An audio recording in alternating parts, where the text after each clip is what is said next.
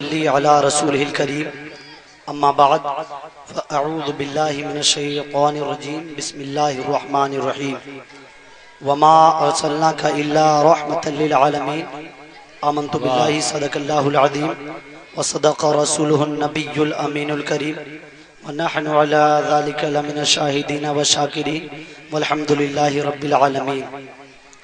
آئیے حضرات، ہم اور آپ مل کر محبوب کردگار، شفیع روز شمار، انیس بے کساں، رحمت للعالمین، جناب احمد مجتبی محمد مصطفیٰ صلی اللہ تعالی علیہ وسلم کی بارگاہ پربکار میں ہدیہ درود و سلام کا نذرانہ عقیدت پیش کریں۔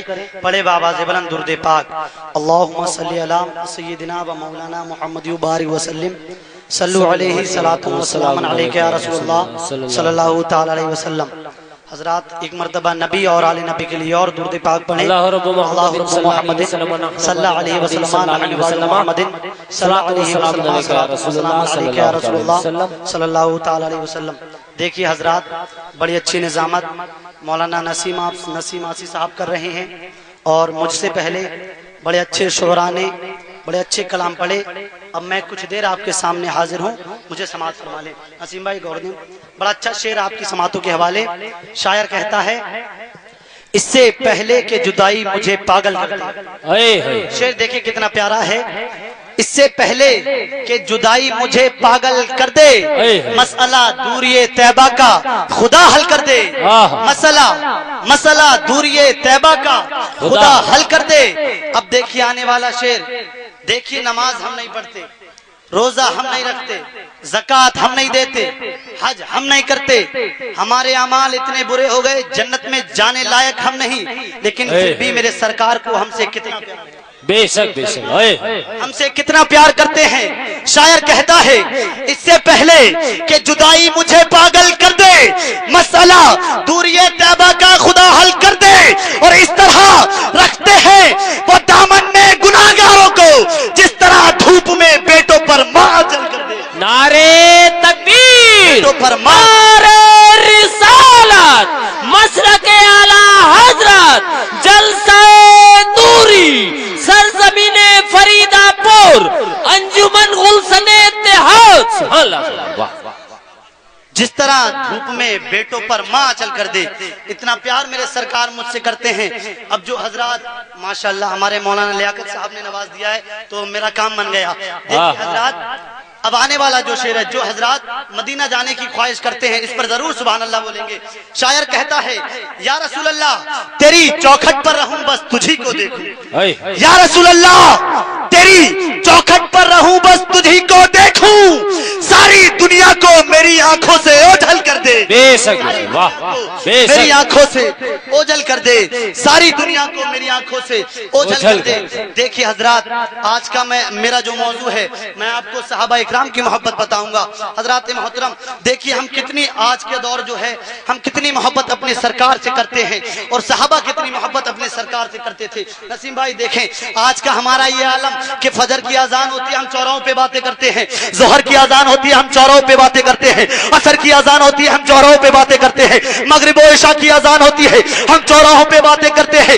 مسلمان دنیاوی باتوں میں الجھ گیا ہے، مسلمان دنیاوی کاموں میں الجھ گیا، بھول گیا مسلمان آخرت کو، بھول گیا مسلمان قبر کو، بھول گیا مسلمان میدان محشر کو۔ لیکن میرے مسلمان بھائیوں، آج تم چوراہوں پہ باتیں کرتے ہو، فجر کی اذان ہوتی ہے نماز پڑھنے نہیں جاتے، ظہر کی اذان ہوتی ہے نماز پڑھنے نہیں جاتے، عصر کی اذان ہوتی نماز پڑھنے نہیں جاتے، مغرب کی اذان ہوتی اذان پڑھنے نماز پڑھنے نہیں جاتے، عشاء کی اذان ہوتی نماز پڑھنے نہیں جاتے۔ لیکن اے جلسہ نوری میں آنے والے فریدہ پور کے زندہ دل سنی مسلمان بھائیوں، اگر تم فجر نہیں پڑھو گے، تمہارے قبر میں کوئی اگر اذان کچھ کام آئے گی تو فجر کی اذان کام آئے گی، قبر میں کچھ کام آئے گا تو ظہر کی اذان کام آئے گی، قبر میں اگر کچھ کام آئے گا تو عصر کی نماز کام میں آئے گی، فجر قبر میں کچھ کام آئے گا تو مغرب و عشاء کام میں آئے گی۔ اگر اے سنی مسلمان بھائیوں تمہارے کام قبر میں کچھ آئے گا، تمہارے کام آخرت میں کچھ آئے گا، تو یہ پانچوں وقت کی نماز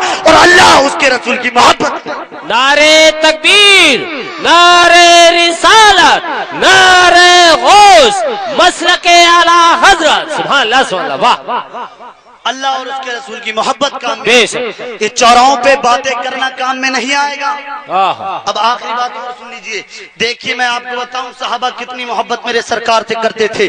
آج ہماری کمیٹی کے حضرات اگر کسی کے گھر پہ چندہ مانگنے چلے جائیں، نسیم بھائی، اگر ہماری کمیٹی کے حضرات کسی کے گھر پہ چندہ مانگنے چلے جائیں تو امام کی تنخواہ بند کر دیتے ہیں، بے شک، امام کو گالیاں دینا شروع، کمیٹی کو گالی دینا شروع کہ یہ لوگ ہر مہینے میں چندہ کرتے ہیں۔